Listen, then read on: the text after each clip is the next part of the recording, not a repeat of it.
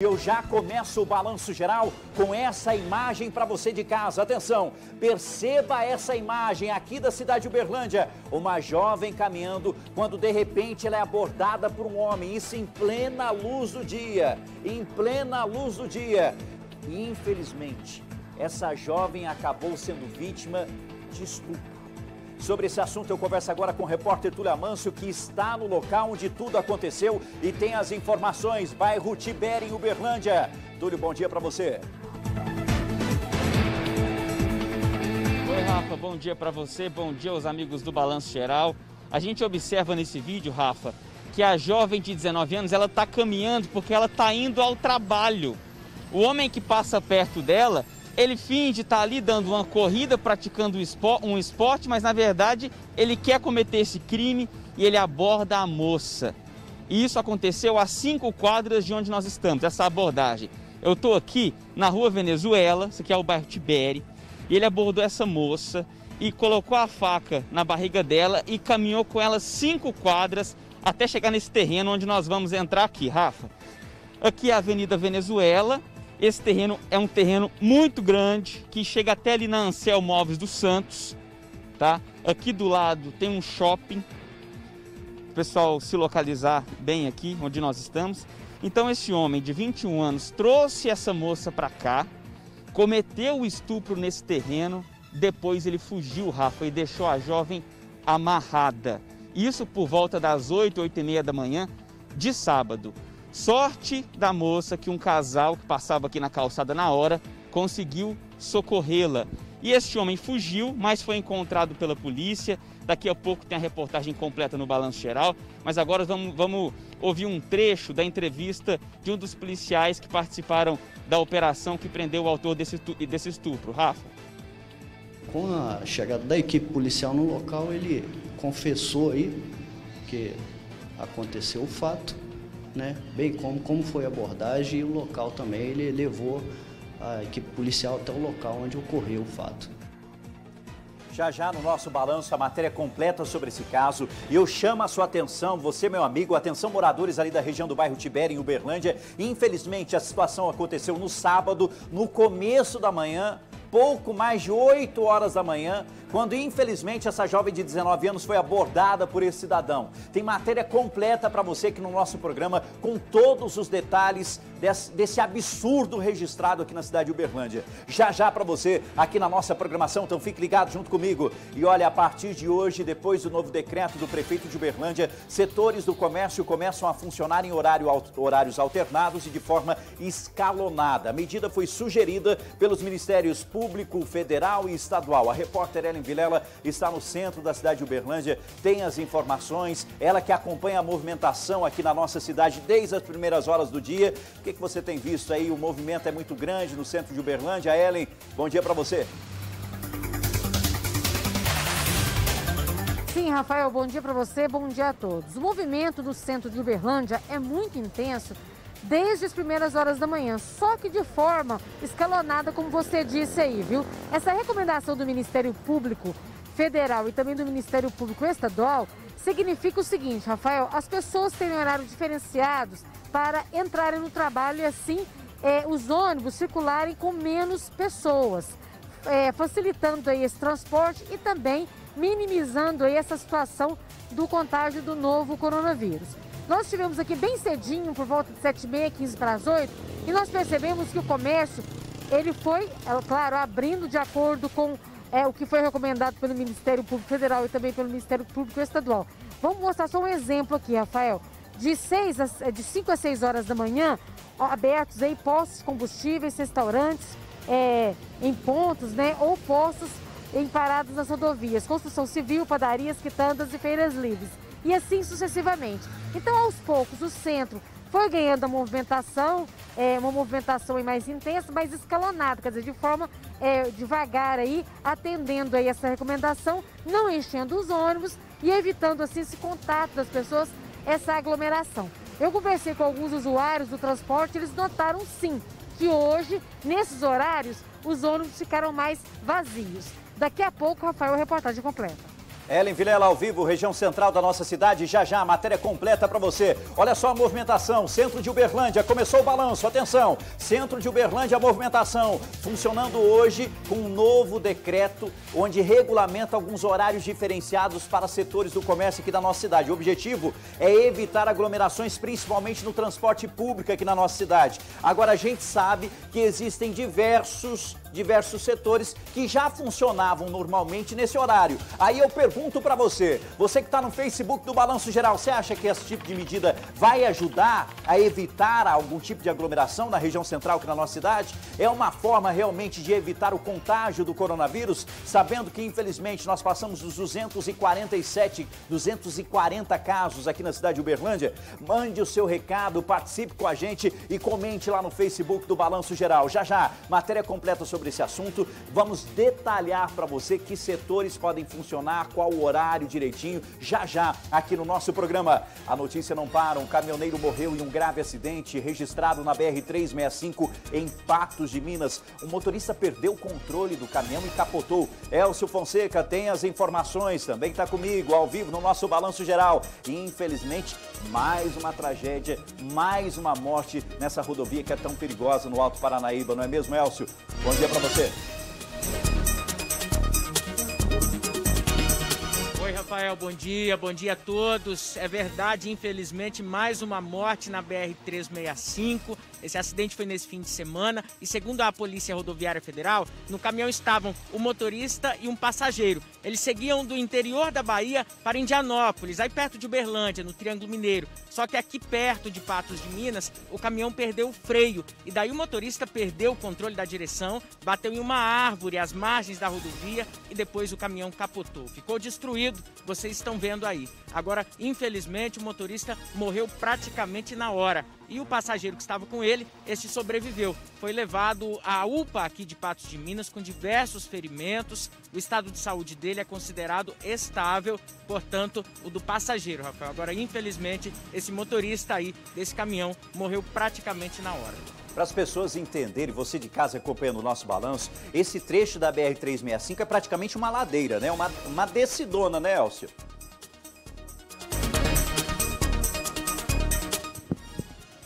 É verdade, Rafael, uma descidona, e aí o caminhão perdeu o freio, o motorista tentou controlar ali, mas não conseguiu. O veículo bateu em uma árvore às margens da rodovia e depois capotou, fez esse estrago todo, o motorista morreu na hora. Ei, BR perigosa, viu? Cuidado você, meu amigo motorista, você caminhoneiro que anda pela nossa região, fique atento, principalmente aí no Alto Paranaíba. Obrigado, Elcio, pelas informações aqui no nosso programa. Vamos girar a informação, vem comigo. O dono de um desmanche foi preso em Uberaba. Denúncias apontavam que ele estaria vendendo peças de veículos roubados. Juliana Leal tem as informações direto de Uberaba. Oi, Ju, boa tarde para você, boa semana. Boa tarde, boa semana a você e a você que está nos vendo aí de casa. Pois é, Rafa, esse caso aconteceu no bairro das Américas, aqui em Uberaba, depois que a polícia...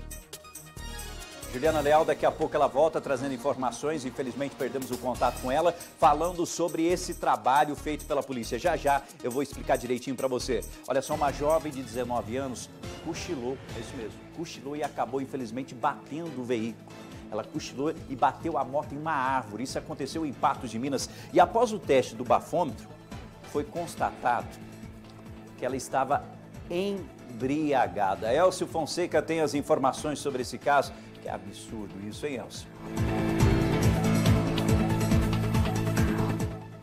Pois é, Rafael, infelizmente, viu, essa jovem de 19 anos conduzia a moto embriagada. Daí ela cochilou na direção e bateu em uma árvore no canteiro central de uma avenida, no bairro Céu Azul, aqui em Patos de Minas. Ela foi socorrida, foi levada à UPA da cidade, que aliás fica perto dessa avenida lá no Céu Azul. E depois de receber atendimento na UPA, felizmente foram só ferimentos leves. E logo que recebeu alta, ela foi levada diretamente para a delegacia de polícia aqui da cidade. E daí lá ela fez o teste do bafômetro. Ficou confirmado que essa jovem de 19 anos tinha bebido, estava embriagada, Rafael. Que coisa absurda, hein? Bebido, perdeu aí o controle da moto porque dormiu no guidão da moto, dormiu no guidão e acabou atingindo a árvore. Obrigado, Elcio, pelas informações aqui no nosso Balanço Geral. A notícia não para para você. Para você que acompanha a nossa programação, fique com a gente. Mais de 50 pessoas foram presas em uma rinha de galo, isso no distrito de São João da Serra Negra,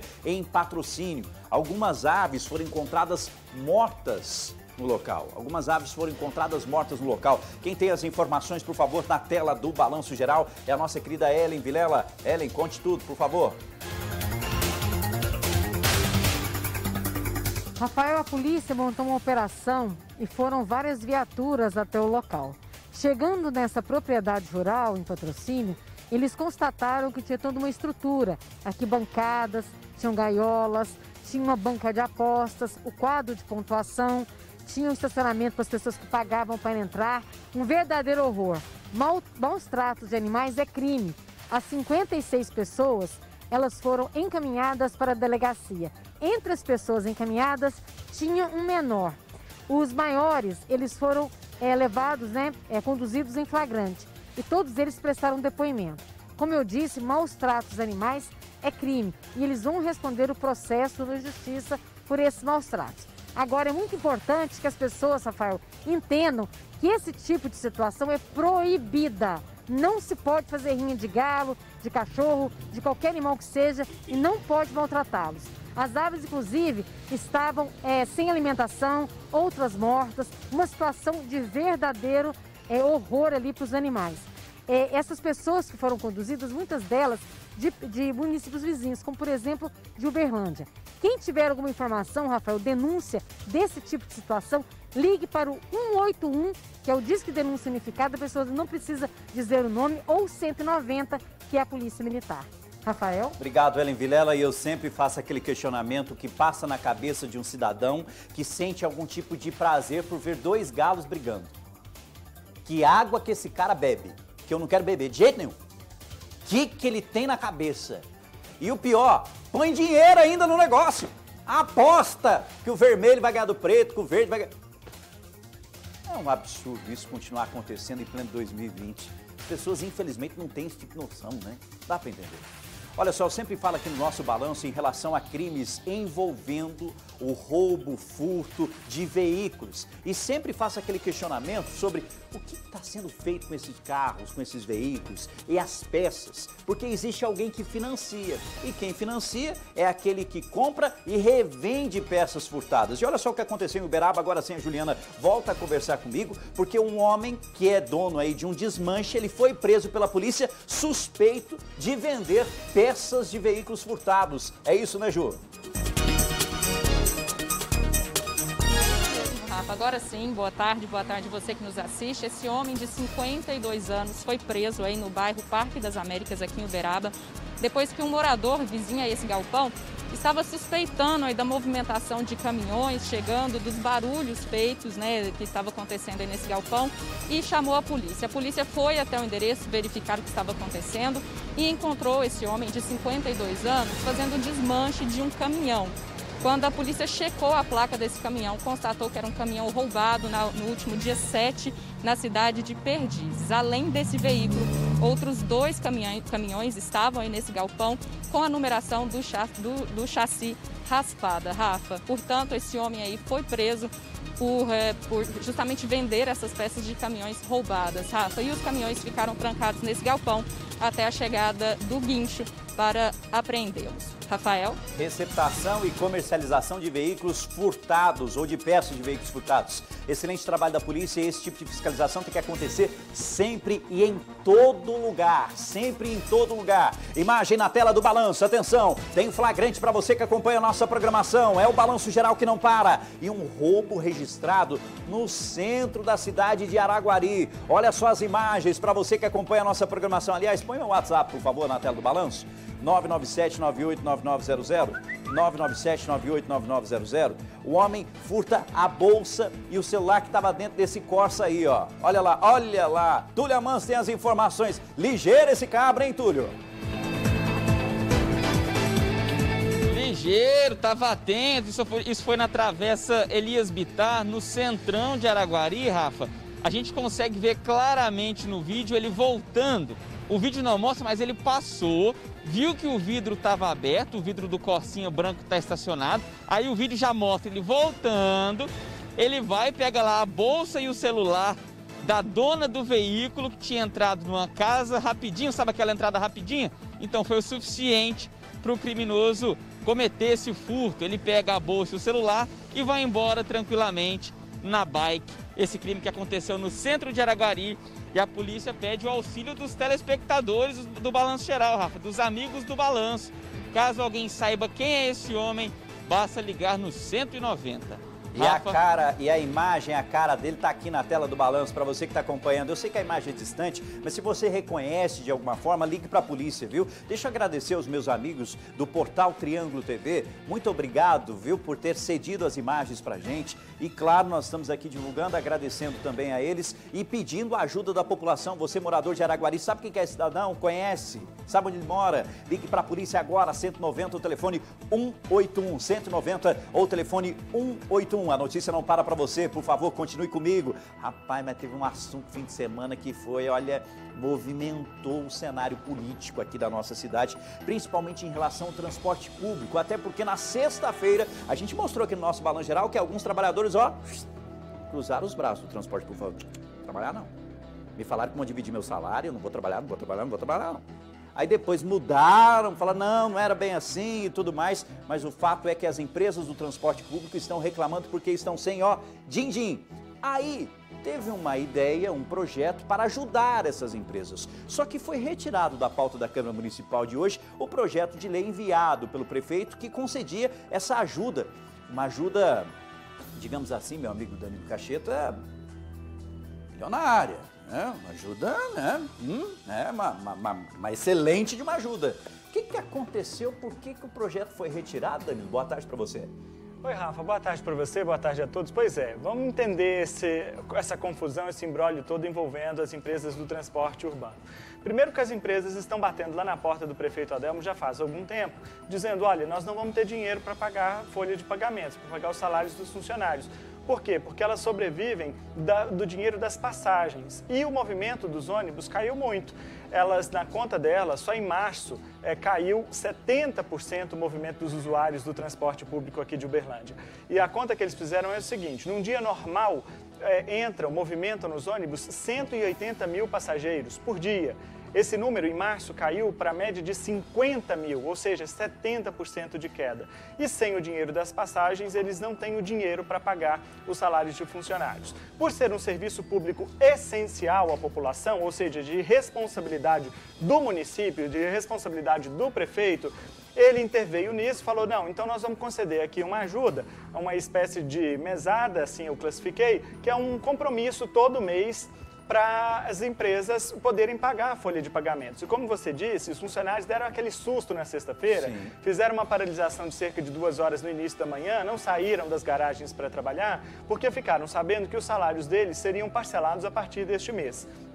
Então, o prefeito passou a tarde de sexta, o dia todo na sexta-feira, conversando com o Ministério Público, com a área jurídica da Prefeitura e com as próprias empresas para resolver essa situação. A ideia no fim do dia foi, vamos fazer um projeto de lei, então, para dar essa ajuda, no que ele classificou de aporte financeiro, para que as empresas possam pagar a folha de pagamentos. Quanto seria isso? Até 5 milhões de reais por mês, para dividir entre as 3 empresas que operam o serviço aqui na cidade, isso durante 4 meses. Seria no total, então, de até 20 milhões. Isso ia depender das comprovações que elas fizerem e também da disponibilidade do caixa da Secretaria de Trânsito e Transportes. Ocorre que esse projeto chegou na Câmara na noite de sexta-feira, a sessão plenária ordinária, que estava marcada para terça, foi antecipada, eles marcaram para hoje para apreciar o projeto do prefeito. Agora, como você disse, o fim de semana foi de muita confusão nesse sentido, porque alguns vereadores da oposição questionaram a forma como que o projeto chegou na casa e principalmente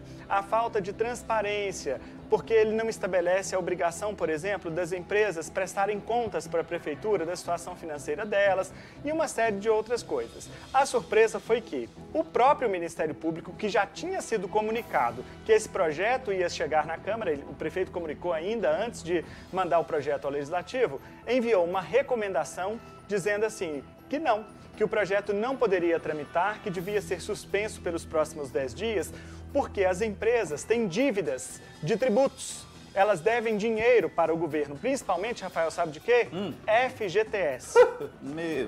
Pois é. Inclusive, já existe um procedimento aberto no Ministério Público Federal para apurar essa situação das dívidas das empresas, porque empresa que deve não pode nem prestar o serviço para o poder público. Ou seja, a renovação do contrato que foi feita em 2019 está sob suspeição. O Ministério Público fala que as empresas não poderiam nem ter renovado o contrato com a Prefeitura no ano passado, porque elas têm dívidas trabalhistas, fiscais, elas têm dívidas do FGTS. Então, diante disso, o Ministério Público falou, não vamos dar nada por enquanto. O prefeito atendeu a recomendação, pediu para retirar o projeto da pauta e o projeto voltou para a gaveta. Segundo essa própria recomendação, que foi assinada pelo promotor Fernando Martins, o prefeito só pode voltar com esse projeto para a pauta, na recomendação, quando as empresas comprovarem que está tudo quitado, que não deve nada de imposto, nada de tributos, nada de FGTS, etc. e tal. O que vai ser muito difícil, porque se elas já estão com problema, Rafael, imagina só quitar agora tributo e dinheiro que já está atrasado. Vão ter dinheiro aonde para pagar essa quantidade toda, né? E a grande preocupação, só para a gente encerrar, Rafael, porque, como eu disse inicialmente, é um serviço público essencial, ou seja, é de responsabilidade da Prefeitura. Então, cabe ao prefeito decidir como é que vai fazer para equilibrar as contas. Outras alternativas que ele tem, e que ele mesmo falou isso durante o fim de semana em suas redes sociais, seria aumentar o preço da passagem para poder equilibrar as contas, o que seria assim, muito negativo para a população, ou até mesmo pode entrar num colapso, porque se as empresas cruzarem os braços e falarem, então nós vamos parar de prestar o serviço, aí o prefeito teria que fazer um novo processo de licitação, ou pelo menos de seleção de empresas, já que nós estamos numa situação de calamidade pública de caráter internacional, então talvez a licitação não seria necessária, mas ele vai ter que contratar uma outra empresa, ainda que em caráter emergencial. Quer dizer, o problema vai se agigantar ainda mais. Fato é que, por enquanto, essa discussão vai ser mantida em suspenso até que o município, junto com as empresas, decidam lá uma solução. Agora, em relação a esse valor devido por parte dos empresários, das empresas de ônibus, eu não me lembro de nenhuma pandemia o ano passado. Você lembra, Danilo? Alguma coisa que fez a economia parar, sei lá? Era obrigação deles, né? Porque o ano passado estava tudo bem, né? Tava tudo certo. E aí? Tinha que ter pagado. E aí? Agora a situação está difícil, mas não vem justificar um problema antigo por causa disso tudo que está acontecendo. A gente sabe que houve uma redução muito grande. E outra questão que precisa ser analisada, Danilo, a partir de agora, principalmente hoje, é porque a movimentação já começou a ficar praticamente normal na nossa cidade. Os setores estão funcionando de forma escalonada, a gente vai falar disso daqui a pouco aqui no nosso balanço geral, respeitando alguns horários, mas respeitando alguns horários não significa que eles não vão voltar a trabalhar.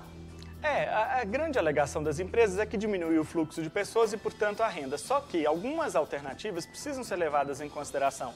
Na mesma medida em que diminuiu o fluxo de pessoas, eles também diminuíram os ônibus. Porque os ônibus não rodaram em março, Sim. no fim de março e em abril, que a gente sabe muito bem, não rodaram naquela quantidade. Teve horário de domingo, né? Depois horário de sábado. Exatamente. O povo ficou ligando aqui no Balanço Geral a semana toda reclamando porque o ônibus estava demorando a passar. Por quê? Porque eles reduziram as linhas. Se reduziram as linhas, diminuiu o custo. Começa por aí. Outra questão é o próprio custo do transporte. Por exemplo, o combustível diminuiu, Rafael. O combustível está custando menos. Então, a despesa também diminuiu com o combustível. E outras alternativas, como, por exemplo, a medida provisória que autoriza a suspensão do contrato de trabalho de funcionários ou a redução da carga de trabalho. Será que as empresas não fizeram isso em abril, quando reduziram também as linhas? Então, assim, uma série de perguntas precisam ser feitas antes de liberar esse dinheiro. E a sensação que tinha lá no plenário da Câmara hoje, nossa equipe esteve lá, é que o projeto, se fosse mantido, não passaria. É verdade. E olha, são questionamentos dos vereadores extremamente plausíveis. Eles estão querendo saber o que vai ser feito com esse dinheiro público. Estão querendo saber se as empresas realmente estão passando por dificuldade. Porque tem que ter esse controle com o dinheiro do cidadão, principalmente no momento como agora. Rafael, mas isso que você falou é muito importante, porque é um problema assim, de difícil solução. Nós temos aí uma questão de transparência, os vereadores têm toda a razão no questionamento que eles fazem. Nós temos uma questão legal, o Ministério Público tem toda a razão no questionamento que ele faz. Sim. E o prefeito também tem toda a razão, porque ele precisa resolver o problema e não deixar o transporte público parar. Porque é uma preocupação também. Vejam, o transtorno que foi, só 2 horas que os motoristas de 2 empresas empresas paralisaram na sexta-feira. Então a preocupação do prefeito também é importante nesse sentido. É uma série de atores aí nesse processo que estão preocupados em suas áreas, mas o problema precisa ser resolvido. Essa é a grande questão. E priorizar principalmente o trabalhador, o cidadão que utiliza o transporte público. Eu acho que isso é fundamental nesse momento, e também aqueles trabalhadores que estão lá dirigindo no ônibus, né, trabalhando no ônibus, que precisam receber os seus salários em dia. Obrigado, viu, Danilo, pelas informações. Tirando informação na tela do Balanço, nossos repórteres junto comigo. Preste atenção nesse caso que é difícil de acreditar. Eu já falei que as pessoas têm que furtar de tudo aqui no nosso país. Tudo. Mas essa aqui... Um homem foi suspeito de transportar materiais de linha férrea furtados. Ele foi preso em Serra do Salitro. A Ellen Vilela tem as informações e é inacreditável. Ele estava furtando pedaços da linha férrea. É isso mesmo, Ellen Vilela? Rafael, parece inacreditável, né? Mas é isso mesmo. A Polícia Militar fazia uma operação na região de Serra do Salitre, perto da BR-146. Quando viu, né, o que estava acontecendo, se aproximou e percebeu que ele estava arrancando os materiais da linha férrea. Pois bem, esse homem aí, de 43 anos, ele foi levado para a delegacia, foi preso e com ele a polícia apreendeu 300 quilos de materiais que foram retirados aí da região de Ibiá. Quer dizer, ele já estava praticando isso, segundo a polícia. A suspeita é de que desde outro município, do município vizinho, ele já estava arrancando os trilhos e chegou nesse local aí, foi pego aí pelos policiais. O carro que ele estava usando para transportar os produtos furtados foi apreendido porque estava com a documentação vencida. Rafael? Obrigado, Ellen Vilela. É cada uma que é difícil de acreditar. Transportando aqueles pedaços de ferro, da linha férrea. Ai, meu Deus do céu. Não consigo entender. Isso acontece porque tem alguém que compra, né? Claro. Olha só, um motorista bateu na traseira de uma carreta e acabou fugindo do local, deixando passageiros feridos, inclusive. Passageiro ferido em estado grave. Túlio Amanso tem as informações e fala sobre esse caso de omissão de socorro. Túlio. Rafa, um absurdo essa história, né? Isso aconteceu na BR-365, na cidade de Patos de Minas.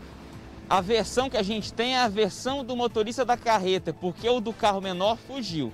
Segundo o motorista da carreta, ele estava na frente, o veículo menor estava atrás dele, o motorista foi tentar fazer uma ultrapassagem e acabou batendo na traseira, depois no guarda-reio da pista. O homem com sinais de embriaguez, parecia estar bêbado, segundo o motorista da carreta. Ele fugiu, Rafa, fugiu e deixou uma mulher ferida em estado grave. Essa mulher foi socorrida pelos bombeiros, levada ao Hospital Regional de Patos de Minas, onde permanece internada.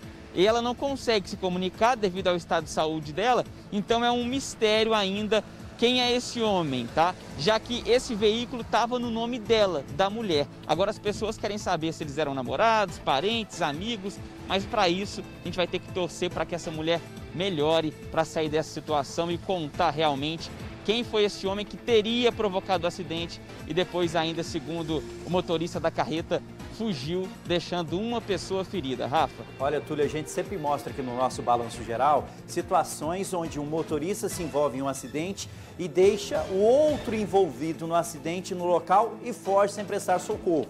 Agora, essa situação onde o motorista que se envolveu no acidente deixou a própria passageira do veículo que ele estava no local e fugiu. Pensa, ele deixou a mulher lá em estado grave e caiu fora do carro que ele se envolveu, que ele foi o responsável. Olha que coisa absurda, gente. Olha que absurdo isso. Meu Deus. Falando em acidente, Elcio Fonseca volta a participar com a gente porque, infelizmente, um jovem de 18 anos morreu após um grave acidente que aconteceu em Patos de Minas. Que avenida foi esse acidente, hein, Elcio?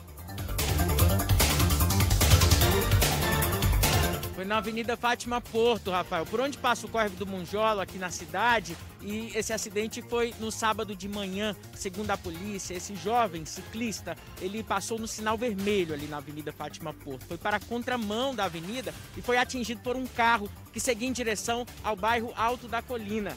O jovem ciclista aí, ele caiu já inconsciente, Rafael. Foi levado ao hospital regional aqui da cidade, em estado gravíssimo, e infelizmente ele não resistiu morreu horas depois do acidente, viu? O ocupante do carro aí, felizmente, não teve nada. Agora, infelizmente, esse jovem ciclista de apenas 18 anos perdeu a vida nesse grave acidente no fim de semana aqui na cidade, Rafael. Triste demais, triste demais. A família fica aqui a nossa solidariedade. Um jovem de 18 anos apenas morreu dessa forma. E olha, teve acidente também em Uberaba. Um jovem de 32 anos teve fratura exposta e perdeu 2 dedos durante esse grave acidente registrado lá na cidade. Juliana Leal tem as informações, vai falar sobre esse caso. Atenção, moradores do bairro Abadia e na cidade de Uberaba. Foi neste bairro que aconteceu essa batida, né, Juliana?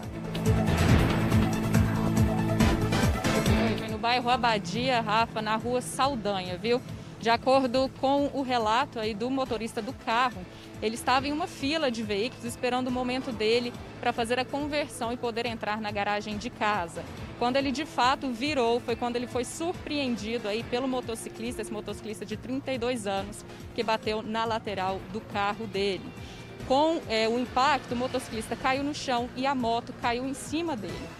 A equipe do SAMU foi chamada e lá no local constatou que esse jovem sofreu fraturas aí que fez ele perder 2 dedos da mão esquerda, além de algumas outras fraturas mais leves pelo corpo. O jovem foi levado pelo SAMU para o Hospital de Clínicas da UFTM. Rafael? E a gente torce pela recuperação dele. Obrigado, viu, Juliane? Vamos girar a informação? Deixa eu falar agora sobre o coronavírus. Vamos lá, vamos com os nossos boletins diários aí do novo coronavírus aqui em Uberlândia, também das cidades da nossa região, do nosso estado.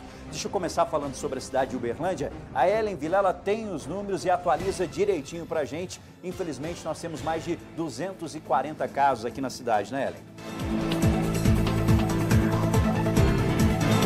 Sim, Rafael, infelizmente, viu? São 274 casos confirmados do novo coronavírus em Uberlândia.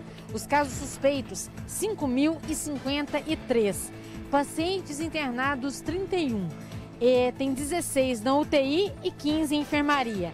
Altas acumuladas desde o dia 14 de abril.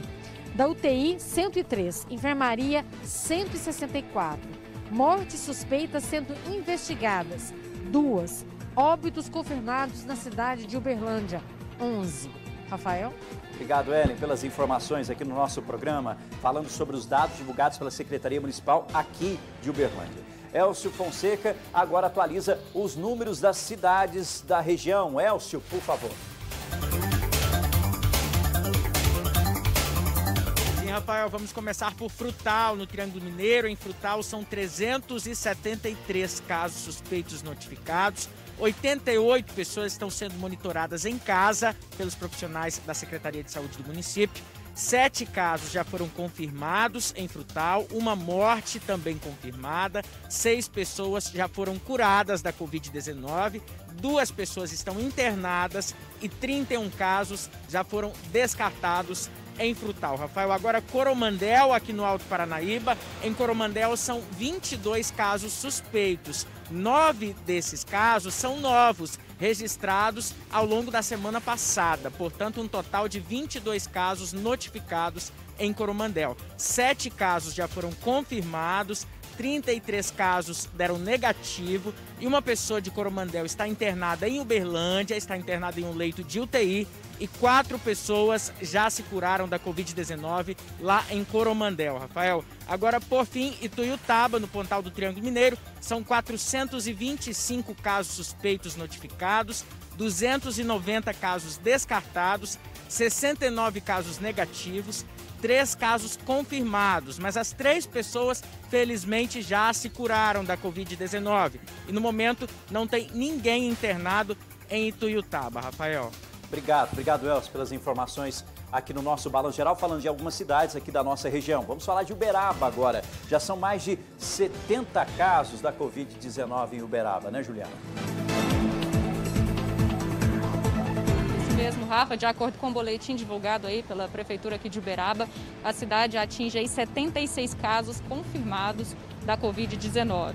Até agora, 2.128 casos suspeitos foram registrados, 4 mortes pela Covid-19 e 2 mortes que ainda estão em investigação. 4 pacientes estão internados com a doença e 15 internados com suspeita. 47 pessoas são consideradas curadas da Covid-19 em Uberaba. Rafael? Obrigado, Ju, pelas informações aqui no nosso balanço. Agora vamos com o nosso repórter Túlio Amâncio para fechar com os dados divulgados pela Secretaria Estadual de Minas Gerais. Túlio. Rafa, nas últimas 24 horas o estado registrou mais 2 mortes por Covid-19, viu? Uma na cidade de Itajubá e a outra em Manhuaçu.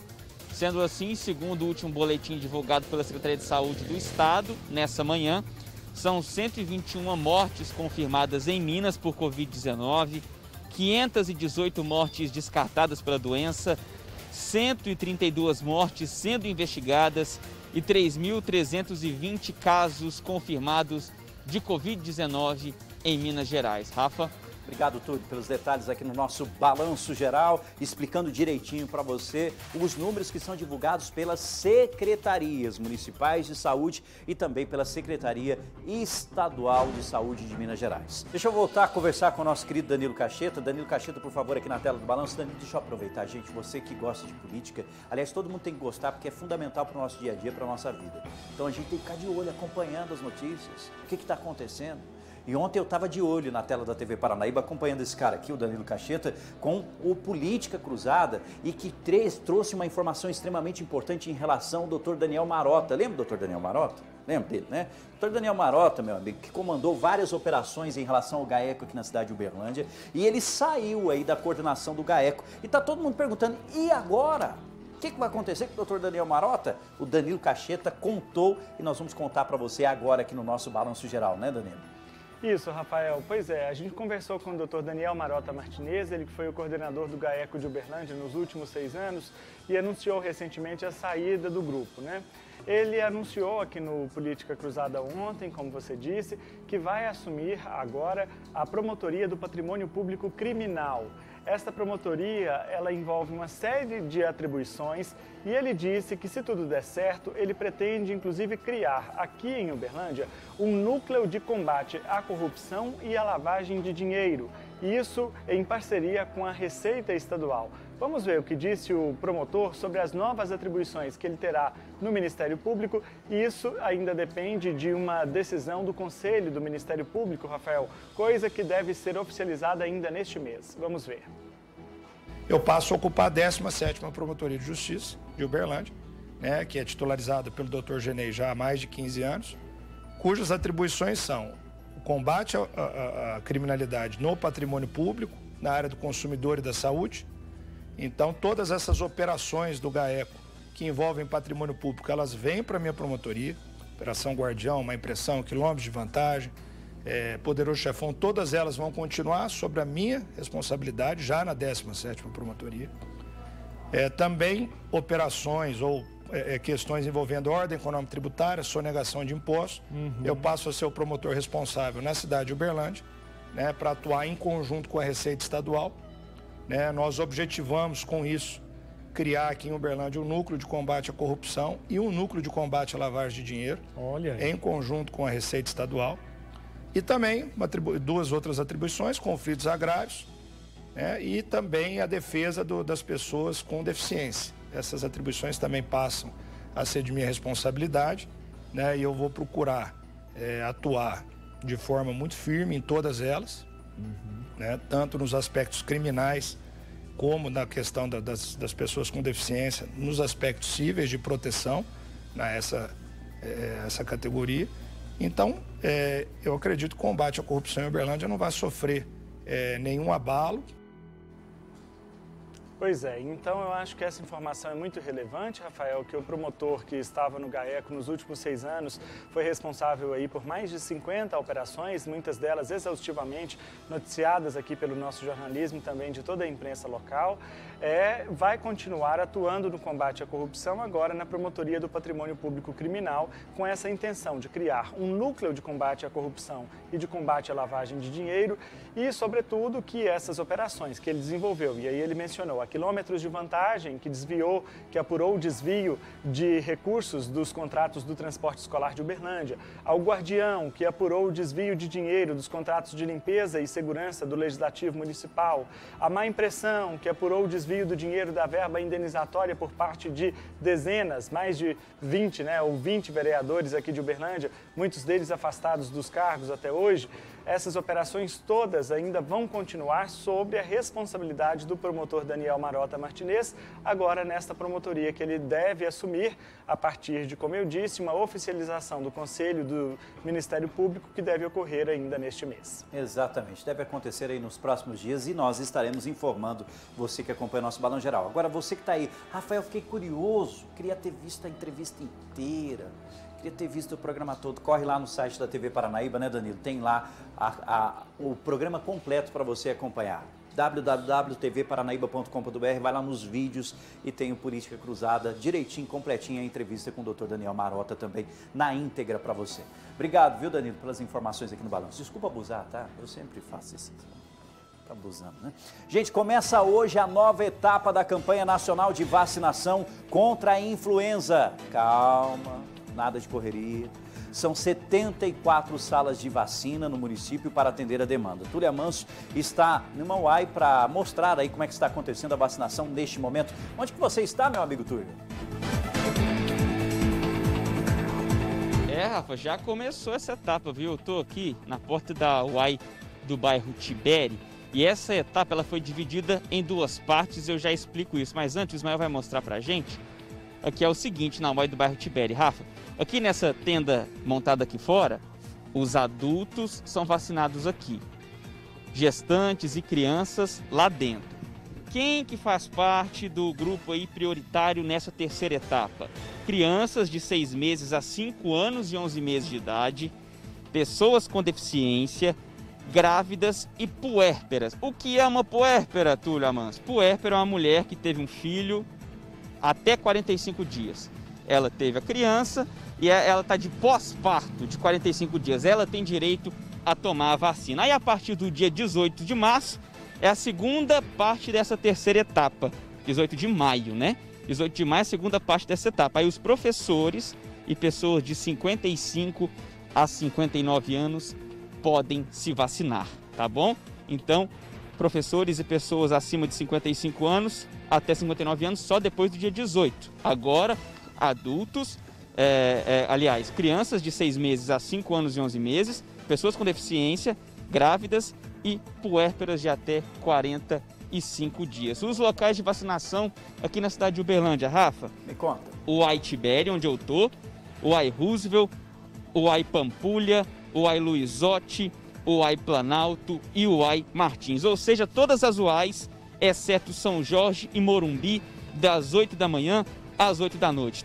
Tem também as unidades básicas de saúde, das 8 da manhã às 6 da tarde, e as unidades básicas de saúde da família, das 7h30 às 4h30. 7h30 da manhã às 4h30 da tarde. Idosos também devem ser vacinados, mas a prefeitura pede que os idosos agendem por telefone.